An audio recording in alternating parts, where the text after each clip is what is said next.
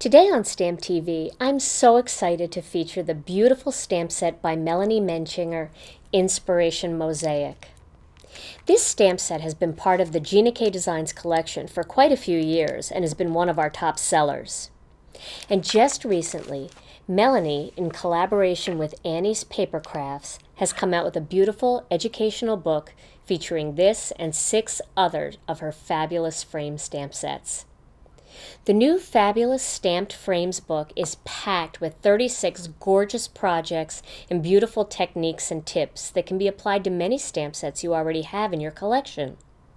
With big, bright photos and step-by-step instructions, this book can teach you a wide variety of stamping techniques and project ideas. The Inspiration Mosaic stamp set is one of the stamp sets featured in this book. And today I'm going to show you a very simple card using the paper piecing technique and this fun set.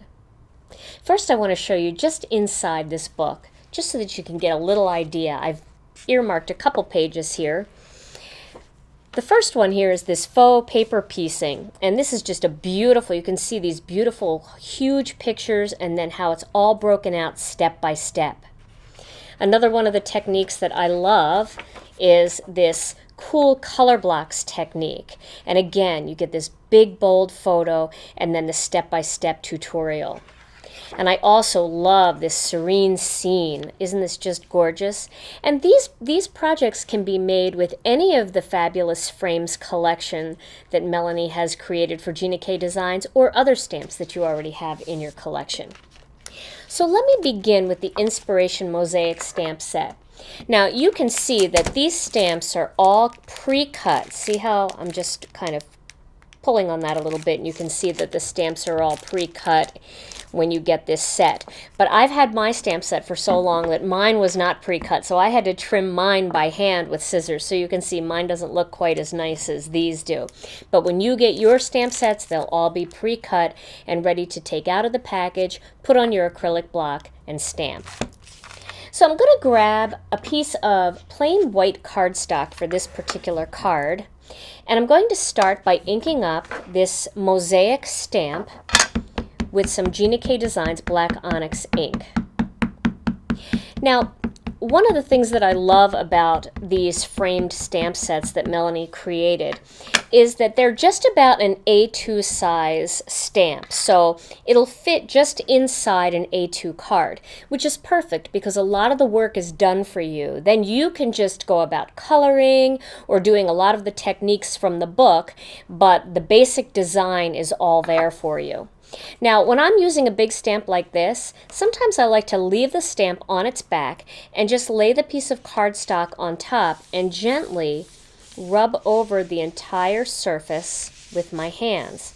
And just transfer the ink that way rather than turning it upside down. And you can see, you get a nice impression that way with no problems at all. So I'm going to put this one aside, and then I'll show you that you still can stamp it the other way. I have 3 pieces of gorgeous pattern paper from the Watercolor Garden collection. And I'm going to stamp this stamp once again on each of these 3 pattern paper pieces. Now what's great about this particular project is, because I'm using 3 different pattern papers, you can make 4 of these cards, or 3 or 4 of these cards all at once, well at least 3, by trimming them up and using all of the pieces for different cards. And I'll show you what I mean. I'm only going to use a couple pieces from each of these particular pieces of pattern paper, but if I cut them all out, I can put them together like a puzzle on 3 complete card projects. And if you add a 4th pattern paper, then you can make 4 cards. So the possibilities really are endless with this. And you can see how nicely this stamp stamps either way, whether you're stamping it by turning it over first, which is pretty easy to do. I have mine on a 5x7 block. I've also used this with our 6x6 block. Either block works just great. And you can see how nice and crisp that image is. And we'll do one more here. Do this beautiful floral pattern. Paper piecing is so much fun because it's so easy to do, just trimming around the edges, around the lines that are already there from the stamp, but it creates such a beautiful effect.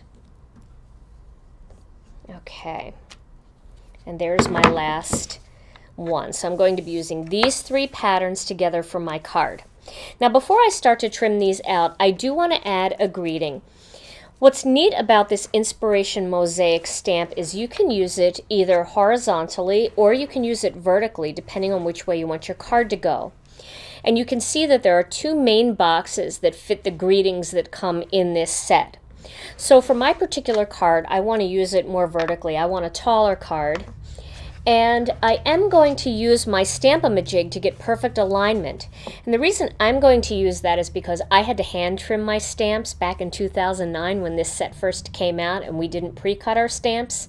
Now because the stamps are pre-cut, they're very easy to line up because they're cut so nice and straight. But it gives me a good opportunity to show you how to use the Stamp-A-Majig again. The Stamp-A-Majig comes with this piece of acetate and the Stamp-A-Majig tool. You're going to just pop that piece of acetate right into the corner of the tool and make sure that the acrylic block that you're using is square. So I'm going to ink this up and I'm going to stamp it by pressing my block right into that right angle of the tool and stamping straight down.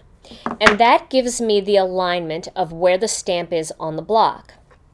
So now I want to add that to this particular rectangle. So what I'm going to do is I'm going to line it up so that it looks right here on my card. It looks nice and straight. And then I'm going to put the tool back into that same position. Now I'm going to remove the acetate sheet. Now that's going to assure that when I stamp it, I'm stamping it in the same spot on my card as I initially did on that acetate sheet. And so there is my greeting. Nice and straight. You can see that that's perfectly centered. So now I want to show you another piece here that I did. I did this same stamped image, but I trimmed that border off. So you can see initially I had this larger border around it, which is an A2 card size. And then all I did was just trim it close to the edge, and I just kind of eyeballed it using my paper cutter. Now I'm going to trim these different pieces out. And these are very easy to trim because they're nice straight lines, so it's not hard to do.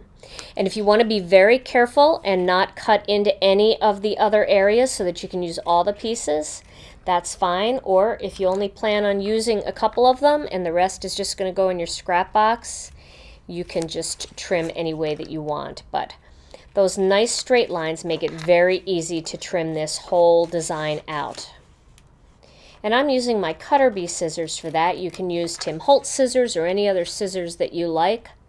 But these seem to be very good about getting into those tight corners without any problem. So I do like the Cutter Bees. And then you can see you can add this to the same spot on your card where it was on the piece of pattern paper. So let me cut all the rest of these out and then we'll assemble the card.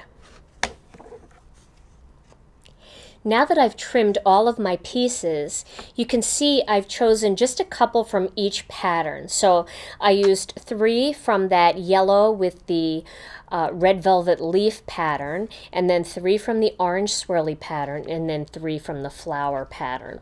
So now I'm going to just adhere these onto this card. Now I like to work from the center and work my way out, and the reason I like to do that is because if you cut anything just a little bit too big, it gives you a little bit of wiggle room when you're moving your way out. If you box it in and then the piece is a little bit too big, then you're kind of fussy cutting and trying to get it to fit just perfectly. So start with the center ones, and I always lay it out first, like you can see I did here, so that I know I have all of the right pieces and it looks nice. So I'm going to just tape this on. You can use a quickie glue pen if you want, but I'm going to tape these on because these are just nice big pieces and they don't have any curves or anything, so lots of right angles. So that's my first one that I'm going to put in there. And then I'm going to work my way down and do the second one.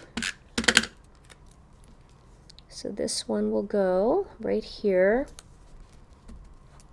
And then I think I'll do this one next. And you can see how quick and easy this comes together. It's so easy to do. It really is like putting a puzzle together, and it's really fun to see it all come together with all those different patterns coming together as one. And of course it helps if you have good pattern paper, and this particular pattern paper pack, the Watercolor Garden, is so nice. All the colors coordinate even though the patterns are all different. Now if you don't like that look, you can pick one pattern that you really like, one kind of crazy pattern, and then you can kind of go around to your other pattern paper collections and find some more plain patterns, like maybe just a simple stripe or a simple polka dot, and use something like that. But I really like the look of lots of patterns coming together, especially when the colors coordinate so well. And we have so many beautiful pattern paper packs that work together for paper piecing. Plus, you can always go through your scrap box and you can use smaller scraps and just stamp areas of that big inspiration mosaic onto those smaller scraps and make use of that scrap box that you have. Now you can see I put this one down just a little bit too far, so let's move that up a hair. There we go. It's a little bit easier to do it when you pick it up. There we go. And now this one, we'll go down here.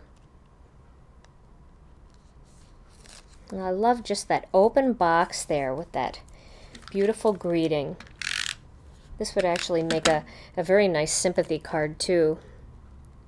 And those are always good to make ahead of time and just have them ready to go if you need them. This is also a fun project if you want to make a gift box of cards. You could put all different greetings into that empty box, and you can have some going on the horizontal and some going vertical, and they're very easy to mail when they're just flat like this. So there is my paper pieced mosaic. Now let me show you my finished card project. What I did was I used some black onyx and layered this piece on top of the black onyx and then layered the whole thing on a red velvet card base. So here is that finished card. You can see how nice that looks. And that little bit of a white border around the edge that's all built into that inspiration mosaic stamp makes such a nice border, makes the black pop, makes the pattern papers pop. It's just also nice to have that all built in like that. It makes stamping easy, but it certainly makes your project look like a masterpiece. Try adding a strip of ribbon and a button and some twine to decorate the side of this card project, or leave it clean and simple like I did for easy mailing to anyone on your list.